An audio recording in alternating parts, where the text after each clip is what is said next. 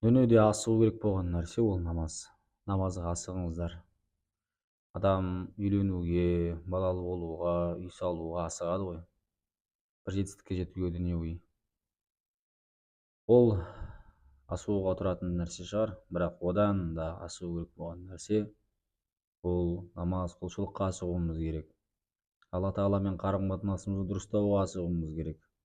Өткен ақиреттік сапарымыз кез келген уақытта басталып кетуі мүмкін. Кез келген уақытта адам дүниеден өтіп кетуі мүмкін.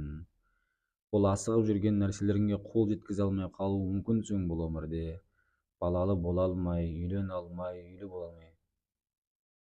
Бірақ сен намазбен кетсең, Аллаһқа құлшылық қылып, Аллаһқа серік қоспай, Алламен қарым-қатынасыңды дұрыстап, әруаққа сыйынбаған, тұмар тақпаған, Аллаһқа серік қоспаған, балгер бақсыға бармаған, ширк келтірмеген, намазы уақытында оқып, әйел адам болса хиджабын, орамалын тағып, дүниеден өтіп кеткен болсаң, бұл дүниеви бір нәрсеге қол жеткізе алмай, оған қайғырудың қажеті жоқ. Ең бастысы Раббыңмен қарым-қатынасың дұрыс.